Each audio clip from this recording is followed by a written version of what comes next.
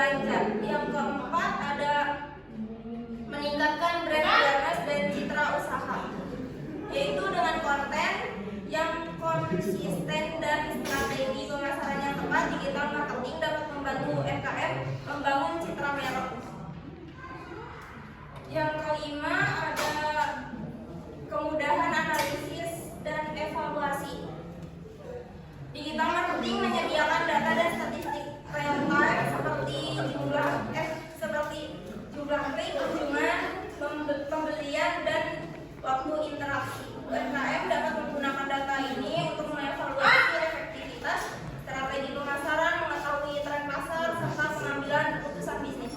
Yang keenam ada peningkatan penjualan secara online dengan hadirnya berbagai saluran digital seperti e-commerce, marketplace seperti Tokopedia, Shopee, Lazada, dan media sosial lainnya. UMKM memiliki peluang besar untuk menjual produk secara online. Yang ketujuh atau yang terakhir yaitu mempererat hubungan dengan konsumen melalui fitur seperti komentar, pesan langsung, dan email. UMKM dapat berinteraksi langsung dengan konsumen, berhubungan dengan baik dengan pelanggan, dan meningkatkan loyalitas, memberikan respon balik, dan menciptakan peluang untuk penjualan barang. Selanjutnya akan dijelaskan oleh Min.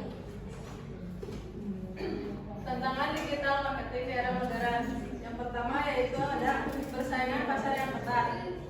Banyak pelaku usaha yang digunakan platform digital menyebabkan persaingan sangat tinggi, terutama dalam periklanan dan pencarian pelanggan. Dan yang kedua ada perubahan algoritma media sosial. Platform seperti Google, Instagram, TikTok sering memperbarui algoritmanya yang mempengaruhi jangkauan dan efektivitas pemasaran. Dan yang ketiga ada keterbatasan sumber daya manusia. Digital marketing memerlukan tenaga kerja yang menguasai keterampilan seperti content creator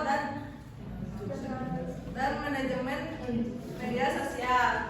Dan yang keempat ada manajemen dan analisis data yang kompleks. Meskipun data konsumen dapat dikumpulkan secara luas, tidak semua perusahaan mampu memanfaatkan dengan efektivitas.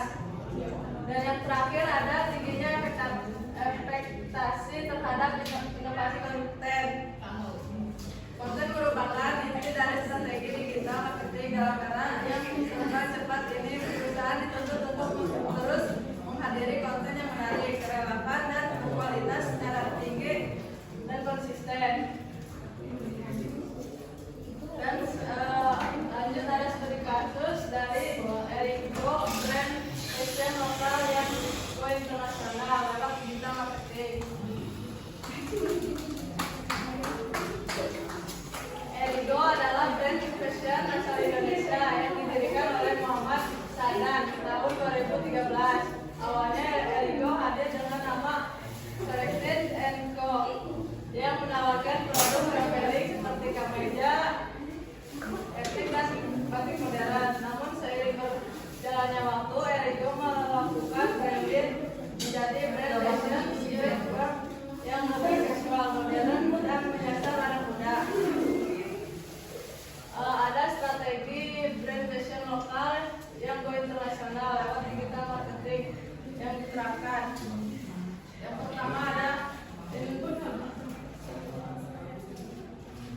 pertama ada influencer, selebriti yang terkenal.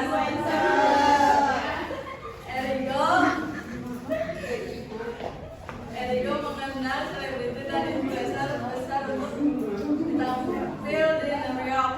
Misalnya seperti Raffi Ahmad, Angga Yunana, Anya Geraldine, dan lainnya.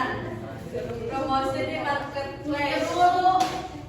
Erigo memaksimalkan fitur promosi di marketplace seperti Tokopedia, Shopee, dan lain sebagainya. Ada iklan digital menggunakan Facebook dan Instagram. Instagram berdasarkan usia, minat, dan lokasi.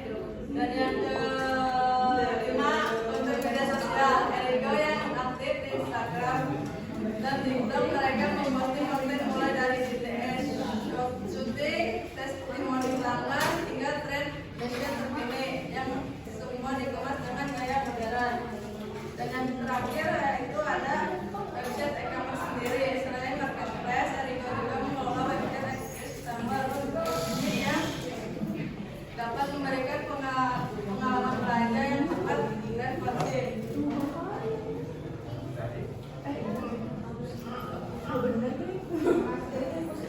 Barangkali ada yang mau ditanyakan, silakan.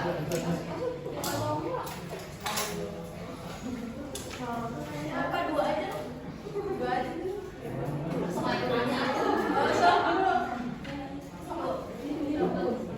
Perkenalkan, nama saya Puspa Diawati. Pertanyaannya,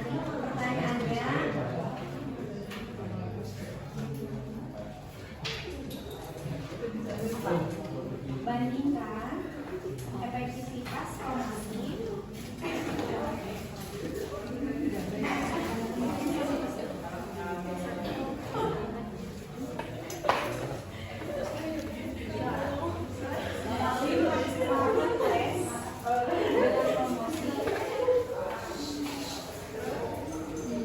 melalui website atau website e-commerce.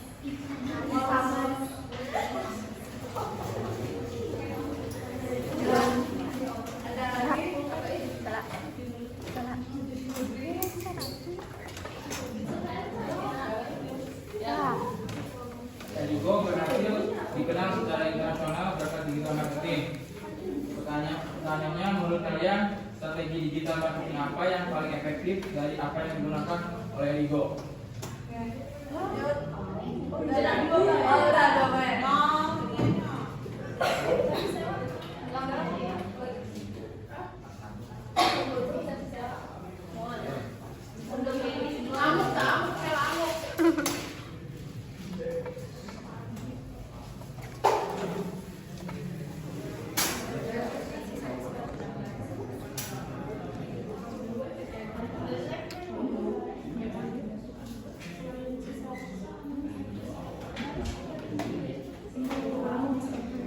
Saya di sini akan menjawab dari pertanyaan si Said.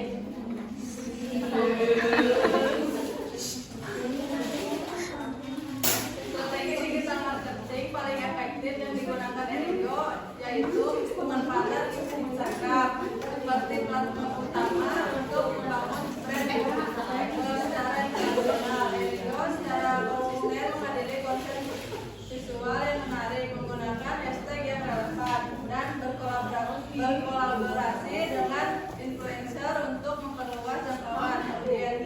Strategi ini terbukti meningkatkan engagement, membangun cita rasa positif dan memperkuat loyalitas konsumen. Cukup. Saya akan menjawab pertanyaan dari Rizka.